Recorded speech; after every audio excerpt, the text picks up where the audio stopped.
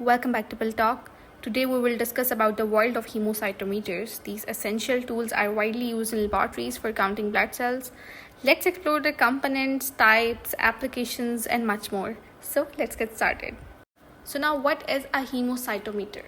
Haemocytometer एक specialised microscope slide है जिसके ऊपर हम सेल्स की काउंटिंग करते हैं. जो भी आपके पास फ्लूइड का सैंपल होगा हम उसके अंदर सेल्स की काउंटिंग करते हैं हीमोसाइटोमीटर को यूज़ करते हुए. It was originally design for counting blood cells but is now use for various types of cells including bacteria, yeast and sperm cells. So now let's talk about the components of hemocytometer. एक standard hemocytometer के अंदर कुछ की components होती हैं जिनमें सबसे पहले तो काउंटिंग चैम्बर है, ग्रिड है एंड कवर स्लिप है. Counting chamber is basically the main part where the cells are counted. It has a grid etched into the surface. उसके ऊपर grid जो है लेज़र से बनाई गई होती है. अब grid क्या है?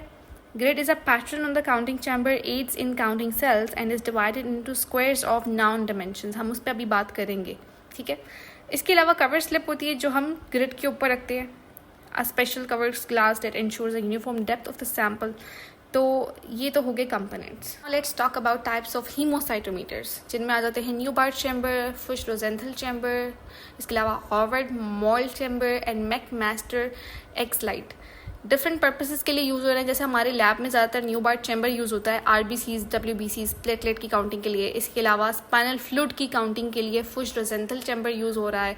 इसके अलावा फूड प्रोडक्ट्स के अंदर अगर मोल्ड काउंट करना चाह रहे हो तो हॉवर्ड मोल्ड चैम्बर यूज़ हो सकता है. इसके अलावा फीकल मटेरियल के अंदर माइक्रोबियल एक्स की काउंटिंग करना चाहते हैं तो मैकमास्टर एक्स लाइट एक है, वो भी हीमोसाइटोमीटर की ही टाइप है. So now let's talk about the applications of hemocytometers. Number 1 is medical diagnostic. Number 2 research में आप यूज़ कर सकते हो. इसके अलावा नंबर 3 पे क्वालिटी कंट्रोल चेक रखने के लिए आप यूज़ कर सकते हो. So now let's read the pros and cons of using a hemocytometer. सबसे पहले तो एडवांटेजेस. एक्यूरेसी है, वर्सेटैलिटी है, बहुत सारे टाइप्स के सेल काउंट कर सकते हो, कॉस्ट इफेक्टिव है, इनएक्सपेंसिव है compare to automated cell counters. इसके अलावा अगर डिसएडवांटेजेस, लिमिटेशंस की बात करें, मैनुअल काउंटिंग जो है टाइम कंज्यूमिंग भी है, स्लो हो सकती है और बहुत ज़्यादा ग्रेट स्किल रिक्वायर करती है. इसके अलावा पोटेंशियल फॉर एरर आ सकता है. अब बात कर लेते हैं हीमोसाइटोमीटर के स्ट्रक्चर के ऊपर. अगर हमें स्ट्रक्चर इसका समझ आ जाएगा, इसकी ग्रिड की जो कंपोजिशन समझ आ जाएगी तो हमारे लिए सेल की काउंटिंग करना आसान हो जाएगा. सबसे पहले तो ये स्लाइड की इमेज है. इस स्लाइड में अगर आप देख सकते हो कि 4 वर्टिकल ट्रफ्स बने हुए हैं और 1 हॉरिजॉन्टल ट्रफ है. इसके अलावा जो सेंटर वाला हमारा प्लेटफॉर्म है जो 2 हिस्सों में डिवाइडेड है, जिसके दरमियान में हॉरिजॉन्टल ट्रफ है, जो सेंटर प्लेटफॉर्म है उसी के ऊपर ग्रिड बना होता है काउंटिंग एरिया. और वो ग्रिड कैसा बना होता है हम आगे आगे इमेज के अंदर देख लेते हैं. यहाँ कुछ डिस्क्रिप्शन लिखी हुई है हीमोसाइटोमीटर के प्लेटफॉर्म्स के बारे में और ये बताया हुआ है कि सेंटर वाला जो प्लेटफॉर्म है वो साइड वाले 2 प्लेटफॉर्म से थोड़ा सा नीचे है, इसीलिए उसकी जो डेप्थ है वो 0.1 mm है. अभी याद रखने वाली बात ये है कि जो उसकी डेप्थ है वो 0.1 mm है. अगर हम ये याद रखते हैं तो हमें आगे वाली चीज़ें अच्छे से समझ आ जाएंगी. सो यहाँ तक याद रखने वाली बात ये है कि 0.1 mm डेप्थ है सेंटर वाले प्लेटफॉर्म की आसपास के दूसरे प्लेटफॉर्म से. होता क्या है जब हम कवर स्लिप को ऊपर रखते हैं वो दूसरे वाले platform as a support provide करते हैं उसको और नीचे इतना सा गैप बन जाता है 0.1 mm का जहाँ पर हमारा सैंपल लोड होता है. हम उस सेल को फिर माइक्रोस्कोप के नीचे रख के देखते हैं, स्लाइड को और काउंट करते हैं. अब ये ग्रिड की जो इमेज है उसको जूम करके दिखाया है कि आपको माइक्रोस्कोप के अंदर कैसे नजर आएगी. अब आप देख सकते हो कि जो ये टोटल ग्रिड है, ये टोटल एक पूरा बॉक्स है. ये ग्रिड डिवाइडेड है फर्दर लार्ज 9 स्क्वायर्स के अंदर. एक साइड इस ग्रिड की 3 mm की है. अब अगर एक साइड पे 3 बॉक्सेस की साइड्स बन रही हैं तो वो ऑलरेडी 1 mm डिवाइड होकर तीनों के पास आ गए. अच्छा, मेन अभी याद रखने वाली बात यहाँ पर ये है कि जो कॉर्नर पे आपको स्क्वायर्स नज़र आ रहे हैं जिन पे WWW लिखा हुआ है, ये जो कॉर्नर वाले स्क्वायर्स हैं इनको हम कॉर्नर स्क्वायर्स भी कहते हैं या हम इनको पेरिफेरल स्क्वायर्स भी कहते हैं. और इन स्क्वायर्स के अंदर हम अपने WBCs की काउंटिंग करते हैं. इसके अलावा जो सेंटर में स्क्वायर है इसको हम सेंट्रल स्क्वायर भी कहते हैं और इसके अंदर हम RBCs की काउंटिंग करते हैं. अब हम कैलकुलेट कर लेते हैं the area for WBC count. मैंने आपको बताया था कि जो कॉर्नर पे 4 स्क्वायर्स होती हैं उनके अंदर WBC का काउंट करती हैं. तो जैसा कि इस इमेज के अंदर रेड कलर से हाईलाइट किए हुए हैं. आगे चलते हैं. अब आप देख सकते हो कि एक साइड ग्रिड की 3 मिलीमीटर की थी तो एक एक बॉक्स के पास 1 mm आ चुका है. तो हर बॉक्स की साइड 1 mm की हो चुकी है. अब अगर आप एरिया फाइंड आउट करना चाहते हो for 1 large square for WBC तो एरिया का फॉर्मूला होता है लेंथ मल्टीप्लाई विड्थ. तो लेंथ भी 1 मिलीमीटर है और विड्थ भी 1 मिलीमीटर है. तो अगर आप जब उसको मल्टीप्लाई करते हो that will be 1 mm square. अब अगर इसी तरह ही इसी लार्ज स्क्वायर फॉर WBC का अगर आप वॉल्यूम निकालना चाहते हो तो एरिया को आप मल्टीप्लाई कर दोगे डेप्थ से। मैंने आपको स्टार्ट में बताया था कि जो डेप्थ है वो 0.1 mm है, तो 1 को हम मल्टीप्लाई कर देंगे 0.1 से और वॉल्यूम हमारा 0.1 मिलीमीटर क्यूब आ जाएगा।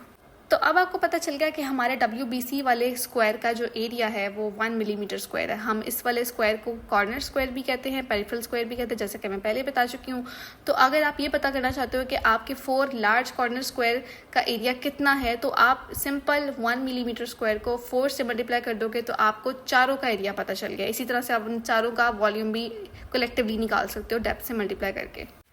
अब हम बात कर लेते हैं RBC काउंट के एरिया को कैलकुलेट करने की। इस एरिया को कैलकुलेट करने के लिए पहले हम जूम इन कर लेते हैं सेंट्रल लार्ज स्क्वायर को।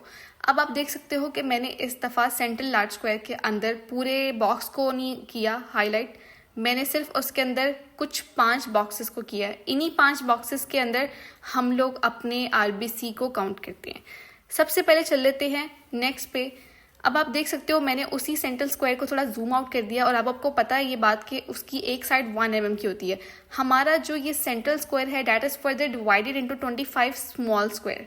अब आपको पता है कि 1 मिलीमीटर आपका 5 पार्ट्स में डिवाइडेड है, तो इस छोटे स्मॉल स्क्वायर का एक साइड कितनी होगी आप पता लगाने के लिए 1 मिलीमीटर को अगर आप 5 से डिवाइड कर दोगे इजीली आपको पता चल जाएगा 0.2 मिलीमीटर है। तो इस छोटे बॉक्स का एक साइड जो है वो 0.2 मिलीमीटर है। नेक्स्ट पे चलते हैं। अगर इसी छोटे बॉक्स स्मॉल स्क्वायर का अगर आप एरिया पता लगाना चाहते हो, आप वॉल्यूम पता लगाना चाहते हो, एरिया का फॉर्मूला सिंपल है, लेंथ मल्टीप्लाई विड्थ। आप 0.2 को दोबारा से 0.2 से मल्टीप्लाई करोगे, आपके पास 0.04 मिलीमीटर स्क्वायर आ जाएगा area of that small square.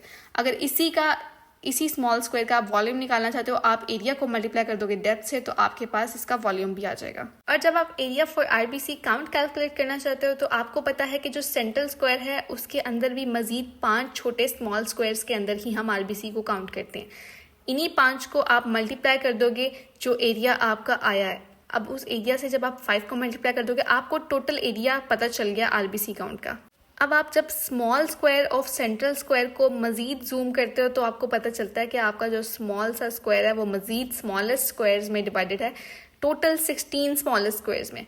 अब यहाँ से आप देख सकते हो मैंने आपको जूम आउट करके दिखाया कि जो एक साइड नॉर्मली वो 0.2 mm की थी हमारे स्मॉल स्क्वायर की, अब अगर आगे से वो मज़ीद 4 हिस्सों में डिवाइड हो रही है तो हम इस छोटे वाले स्मॉलेस्ट स्क्वायर की साइड भी निकाल सकते हैं। 0.2 को हम सिंपली 4 से डिवाइड करेंगे, हमारे पास 0.05 आ जाएगा।